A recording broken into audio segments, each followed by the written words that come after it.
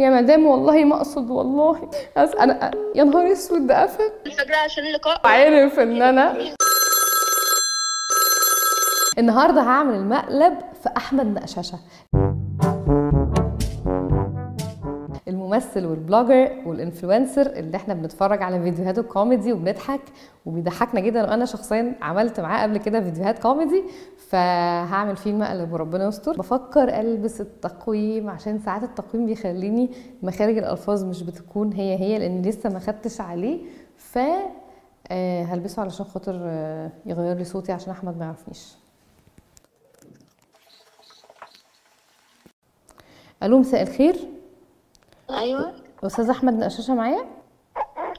ايوه مين؟ حضرتك انا مروه من مجله أميمة الاعمال النايمه. مهمة ايه؟ الاعمال النايمه، عايزين نعمل معاه لقاء. طيب ماشي ثواني. واحدة اسمها مروة من مجلة مهمة الأعمال النايمة. والله ما اعرفها يا بنت، ما اعرفهاش. ما اعرفش. شوف انت مين طيب؟ طب شوف مين؟ ايوه مش ايوه. الو الو، مساء الخير. استاذ احمد، وقت اصلا حد يتصل بيه. بس حضرتك مراتي بتتخانق معاه. الو استاذ احمد، ازاي حضرتك؟ أيوة. احنا اسفين جدا، ما كناش معتقدين ان احنا ممكن نعمل مشاكل اسريه في انا اسفه جدا يعني، انا بجد. لا هو انا حضرتك يعني عارفاني قبل كده، تعرفيني يعني. او انا بصراحه انا في عرض حضرتك، انا في عرضك بجد، انا نفسي اشتغل اعلاميه، وبجد انت الطريق الوحيد اللي ممكن يعني تخليني امثل، قصدي تخليني اشتغل اعلاميه. انا عايزه ابقى صحفيه اعلاميه زي هالة سرحان كده، فانا هاخد منك انترفيو صحفي، تمام؟ وبعدين هروح بقى اعرضه للناس على اساس ان انا صحفيه او اعلاميه، وان شاء الله اتشهر من بعدها وتكون انت فتحه الخير عليا. ربنا يكبر بخاطرك انت بجد. اكيد في ناس وقفت جنبك كتير في حياتك، انت كمان المفروض تقف جنب الشباب اللي زينا. خلاص بس أنا بس والنبي قولي لها ان انت ما تعرفنيش قبل كده عشان انا بس. يا مدام والله ما اقصد والله. لا دي واحدة بقى انت تعرفها واوغلت الكلام لما سمعت صوتي. يا بنتي اقسم بالله. ايوه مين اللي هتعمل معاك يا بنتي الساعة 3 يعني الفجر؟ مش فاهمة يعني. يا بنتي عادي يا بنتي، واحده عاوزه عشان انا احب عادي. لا والله. بس والله العظيم ما اعرف.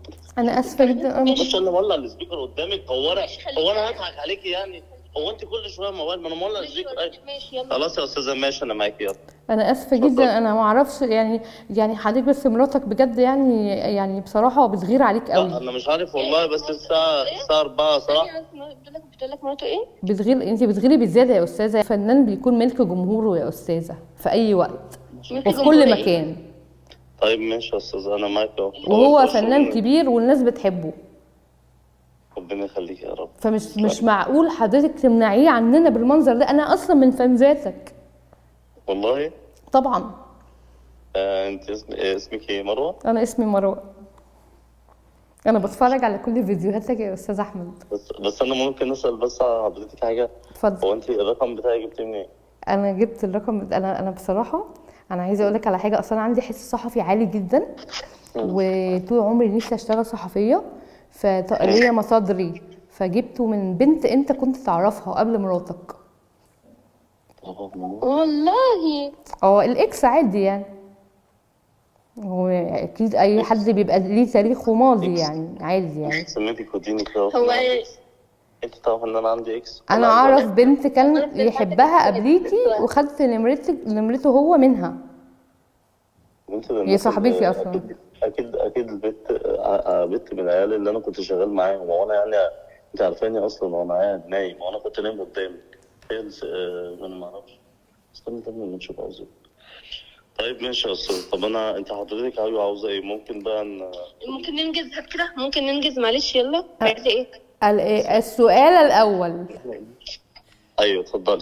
شفت سعادتك حضرتك لما كنت ساكن في شقه الهرم اللي كنت بتقابل فيها اصحابك، غير الشقه اللي انت اصلا كنت ساكن فيها مع اهلك؟ شقه هرم ايه؟ شقه هرم ايه؟ ايوه شقه الهرم منها اللي كنت بشوفك تحت في نهار رمضان ماسك سندوتش كبير قوي كده وبتفطر بقى الصبح. دي هبله يعني. ليه بتفطر في نهار رمضان؟ انا اه انا وصلت في رمضان. شفتك فاطر في نهار رمضان. اني رمضان اللي فات. اللي فات ده؟ اه لا رمضان اللي فات، رمضان اللي فات. هي دي بجد صحفية يعني؟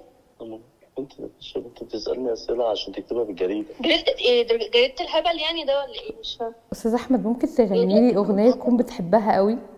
اهدي لي اغنيه. بتقول ايه؟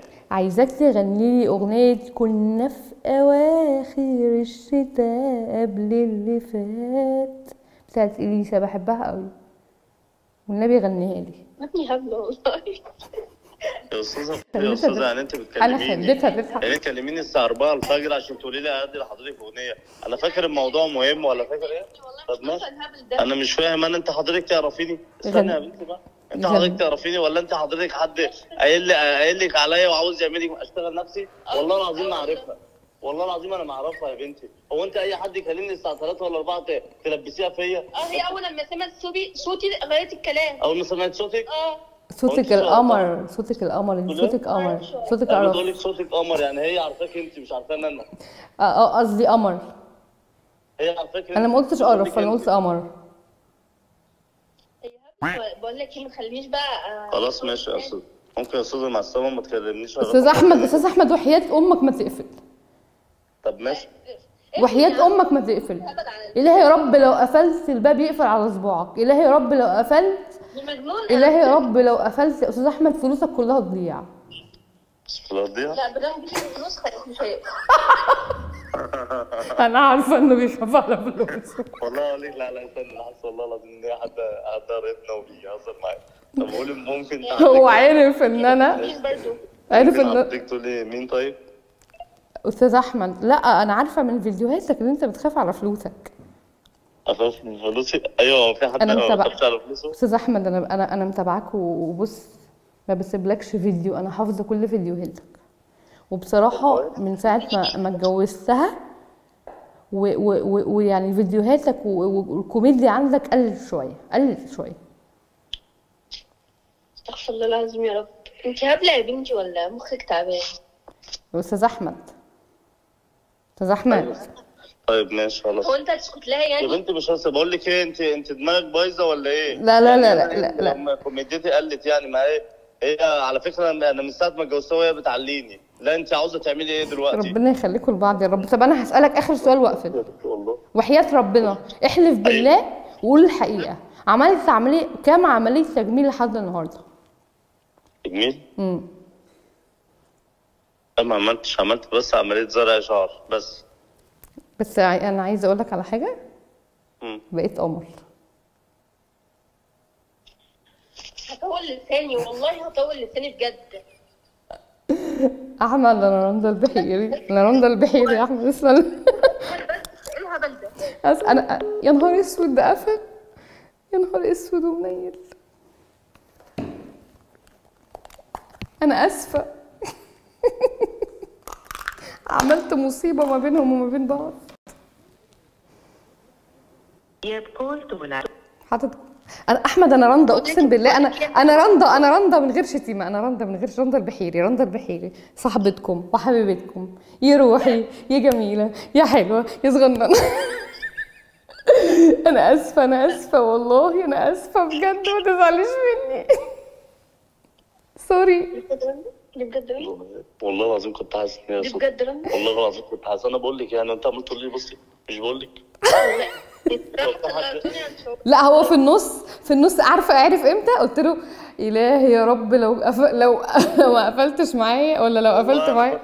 والله انا عارف ان حد يعرفني بس مين ما يعرفش. انت جاي تكلميني يا رندا الساعه 4 الفجر يا رندا عشان تعملي فيها حوار؟ معلش يا احمد ما هو لازم اعمل حوار. يا رندا يا رندا دي واحده عارفها اول لما سمعت صوتي غيرت الكلام. يا رندا يا لهوي يا رندا عليك يا رندا. انا اسفه الله عليك يا رندا. انت كده يا رندا هتلبسيني في حوار مش عارفه يا رندا اقول لك يا رندا. والله العظيم كنت لسه انام. معلش الساعه 4 الا ربع. انت فاهم 4 الا ربع ايه؟ معلش يا احمد انا اسفه. انا والله العظيم كنت عارف ان انت عارفاني وعارف ان حد بيزاولني. اصل مفيش حد اصلا يكلمني عشان يقول لي معجب بيا. اما انا لما كنت عازب ما حصلتش. هتحصل دلوقتي. لا ازاي ده انت قمر. ثانية يا قمر. بقول لك ايه، انا هجيب لك مراتي وهجيلك. يلا انا مستنياك، انا ما بخافش. انا بره عند مش حوش. انا ما بخافش. براحتك. تعملي فيها مقلب، انت فاضيه بقى قاعده صاحيه بقى ما وريكيش حاجه وتعملي مقالب. لا والله يا احمد، انا عامله برنامج حلو قوي هيبسطك ان شاء الله باذن الله. عامله برنامج بيك يعني، هيبقى حلو بيك انت. ايه يعني يا لا انا كده هطلع اطلع كده، لا مش عايزه اطلع كده. لا بقول لك ايه لو في شتيمه في النص ولا بتاعت انت ما شتمتش، انت ما قلتش حاجه معلش. وحشه. لا لو هي لو ولا هي، شتمت والله حاجة. اقسم بالله ما فيش حد قال حاجه. انت شتمتي؟ كنت لا. لسه هشتم والله. هي ماشي قالت خلاص، لو في- هي ما قالتش غير هبله دي ولا ايه شتيمة بس. ولا حاجه والله ما فيش حاجه، والله العظيم ما فيش حاجه. انتوا منتهى الاحترام يا ابني. ده في ناس، أيوة ده في ماشي. ناس غلطت جامد في حلقات تانية. ماشي يا رندا يا بنت ام رندا. ماشي. انما مع حلك ماشي. وابتدت الحرب ما بيني وبين احمد نقششه. رقم ايه؟ رقم الجديد ده ولا ده رقم برنامج؟ لا، رقم الحلقه، رقم البرنامج. ماشي. ماشي يا عسل. كل سنه وانت طيب. قول رمضان كريم بقى للناس اللي بتتفرج علينا.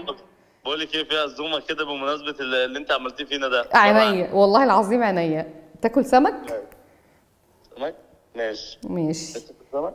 يا عزماني ولا لا؟ اعزمك على سمك. ماشي يا رمضان، انا مستنيك اهو. ماشي يا جميل. طيب يلا والله. يلا سلام، باي باي باي. يخرب بيتك يا جدعان. طبعا من احلى الحلقات بصراحه. كنت متوقعه ان احمد هيكون بيضحك، لان احمد اصلا بيضحكني على المستوى الشخصي جدا. طول ما احنا قاعدين بنضحك بس. قعدته حلوه قوي. بيقفي على كل حاجه وعلى اي حاجه. يعني لو لقى الكوبايه دي قدامه هيقفي عليها، هيعرف يرمي عليها افيهات. ثانك يو يا احمد بجد، شكرا ان انت ضحكتنا وان انت بسطتنا وان انت كنت معانا النهارده. استنونا الحلقه اللي جايه واكتبوا في الكومنتس تتخيلوا مين هيكون معانا الحلقه اللي جايه ان شاء الله.